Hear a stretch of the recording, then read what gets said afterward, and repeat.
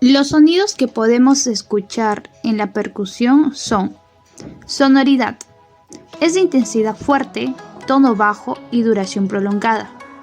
Matidez. Al percutir sobre órganos sólidos como el hígado, el sonido es de baja intensidad, tono alto y breve duración.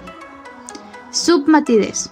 Cuando hay interposición entre un órgano sólido y los pulmones, como puede ser el hígado o el corazón, el sonido es de intensidad media, tono bajo y duración intermedia.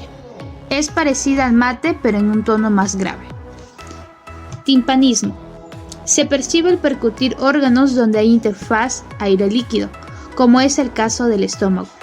El sonido es de intensidad alta, larga duración y el tono intermedio entre. Antes de utilizar esta técnica se le va a hablar al paciente todo el procedimiento que vamos a realizar y vamos a pedir su consentimiento para hacerlo.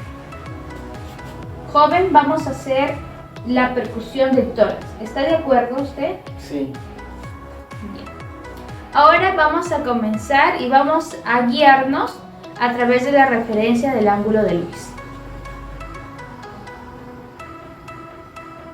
Nos vamos a ir hacia la línea hemiclavicular y empezaremos a percutir siempre sobre los espacios intercostales.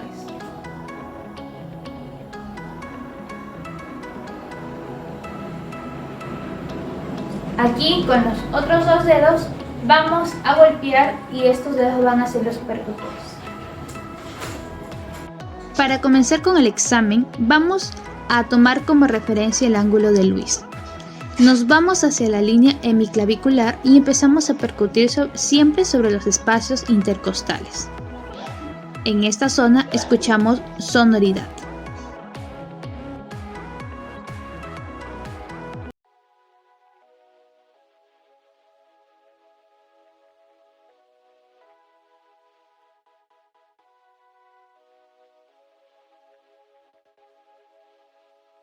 Aquí encontramos submatidez, a la altura de la quinta costilla, y se da por la superposición del pulmón con el hígado.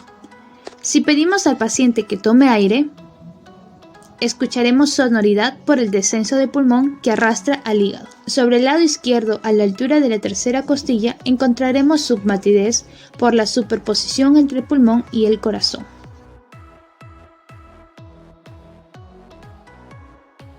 Ahora vamos a percutir los vértices del pulmón, en la zona subclavicular. El sonido que encontraremos es sonoro y sobre todo simétrico en ambos pulmones. Al percutir la zona posterior comenzamos desde arriba hacia abajo, siguiendo la línea paravertebral entre la escápula y las apófisis espinosas. Lo normal es escuchar sonoridad.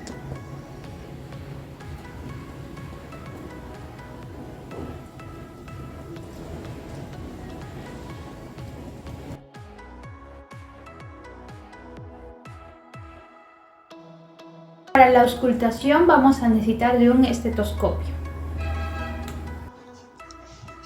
En la auscultación, las olivan deben apuntar hacia adelante siguiendo la dirección del conducto auditivo externo. La campana se sujeta de la base de esta manera. El paciente debe respirar lenta y profunda, con la boca abierta, y vamos auscultando las distintas partes del tórax. Es importante que la auscultación se realice de manera comparativa entre ambos emitoras.